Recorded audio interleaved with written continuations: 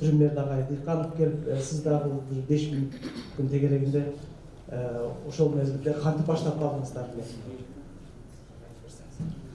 Саламатсыздарбы, урматтуу бүгүнкү конференциянын катышуучулары.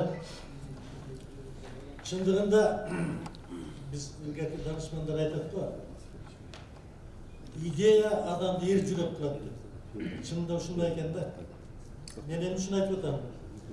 Мен бул Оразалы агай менен 78-жылдан бери ошол билим берүү тармагында чогуу иштөө менен жакшы билет элем. Кийинирээк 80-жылдан баштап, 88-жылдан баштап директор болуп 7 жыл чогуу иштедим. Анан кийин мына азыр Абдулла Гаппаров өзүнүн сөзүн айтып кетти. Биз бул кишини акимдерди ЖКО деп коебуз. 5 район иштеп, билим берүү тармагына өзгөчө көңүл буруп, жана өзүнүн сөзүндө айтты бул киши.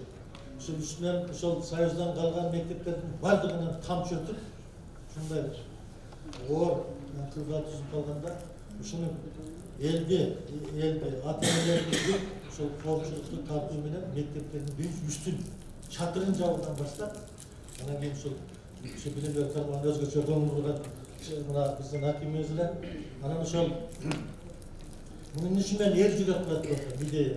Бул киши ошол бул шартлаш ачылып калган жок бул автордук мектеп, башкача айтканда ошол улуттук баалуулуктарга негизделген гумандуу демократиялык мектептин моделин түзүү шартында бир эле күндө ачылып калган. Себеби мен 7 жыл мектептин директору болуп калсам, бир күнү ошол биздин райондук билим берүү бөлүмүнүн методикалык кабинетинин башчысы ушу бүтүндөй директорлордун чоң корпусун алып алып, ушу Көңдүк мектебин алып барды. Ушу Көңдүк мектебин алсам, Оразалы ошол жерде директор экен. Ошол кичинекей айыл, өзү кичинекей айылдагы мектепте ошол районго үлгү боло тургандай деңгээлге жеткизип койгон. Көрсөк ошол даярданып жүргөн экен ошо. Ушундай келечекте ушундай мектеп ачууга болот. Эмнеге? Биринчи сабак, биринчи орунда ушу сабакты коюптур. Ушул окуу тарбия процессинин негизги формасы бул сабак.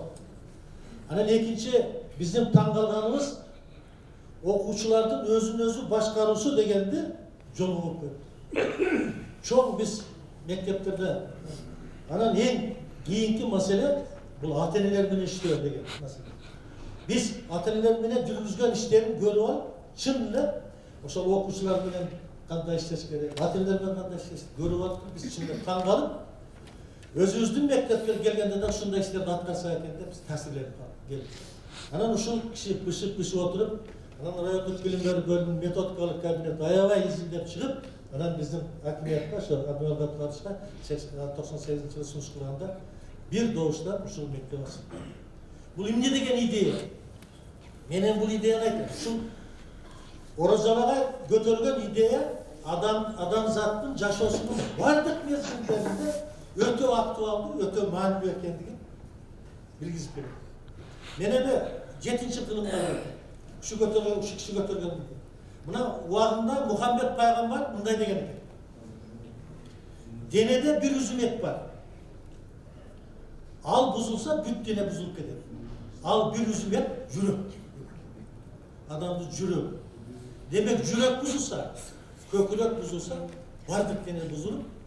Демек ошол адамдын жан дүйнөсү жөнүндө ошону кандай кылып таасир берсе, значит, эгерде биздин жүрөгүбүз, ушул жерде отурган жүрөгүбүздүн бардыгыбыздын жүрөгүбүз, биздин Кыргызстаныбыз, менин ата мекеним, менин эл жерим деп соксо, кандай сон?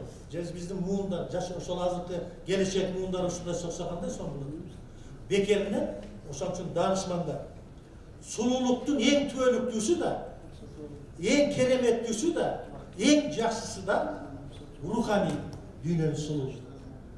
Келбеттин сулуулугу убактылуу, жан дүйнөнүн сулуулугу түбөлүктүү деш керек.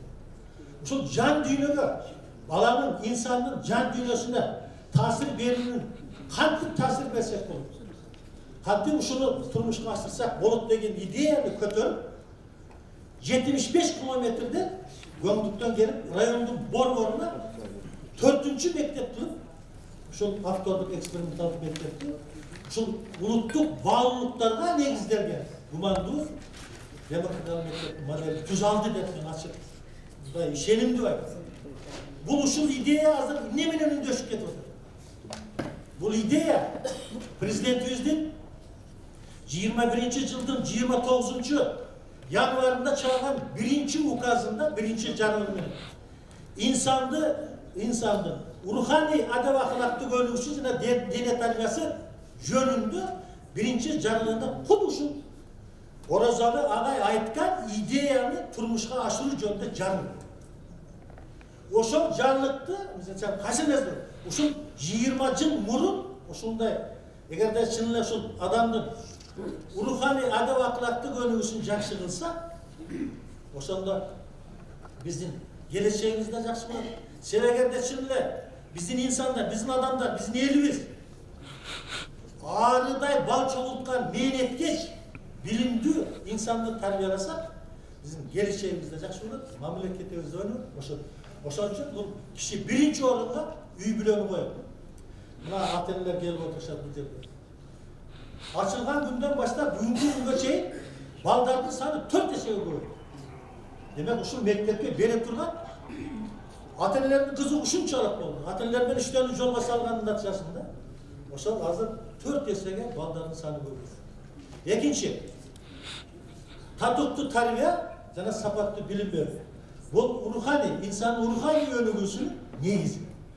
Мына мугалимдердин квалификациясын жогорулатуу боюнча. Биринчи ал ишти ким аткарат? Биринчи ал мугалим аткарат. Демек мугалим, ата-эне, анан коомчу.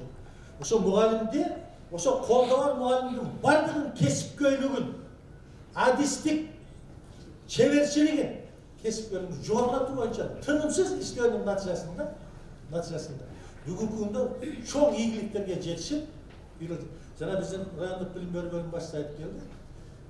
Билим берүү көрсөткүчү боюнча дагы, жана жалпы республикалык тест боюнча дагы эң алдыңкы орундарда, тарбиялык көрсөткүчүбүз боюнча дагы аябай жакшы жетишкендиктерге жетишип, биз сыймыктанып отурабыз. Чынында эле ошол биздин баалуулуктарыбызга, улуттук жана жалпы адамзаттык баалуулуктарыбызга, анын ичинде элибиздин эң жақсы мықты сапаттар, анын меймандостугу, патриоттуулугу, боорукерлиги, кечиримдүүлүгү, мээримдүүлүк жана ошол мыкты сапаттарды ошол инсандарда, ошол ишкан инсандарда, окуучуларда, келечек муундарда калыптандыруу боюнча тынымсыз иштеп келатып, мына бүгүн биз тартынбай айта алабыз. Бүгүн Каракулчада ким бай десе, эң бай десе, биз тартынбай айта алабыз. Ошондой Кытайдын бир жакшы даты бар. Эң ошол эң бай болгун келсе, эң бай болгун келсе бала тарбияла дейт. Ошон үчүн биз тартынбай айта алсак болот. Каракулчада эң бай ким десе, биз Оразалы айтып тартынбай айтсак болот. Себеби балдарды биздин келечегибизди тарбияласа чоң. Рахмат.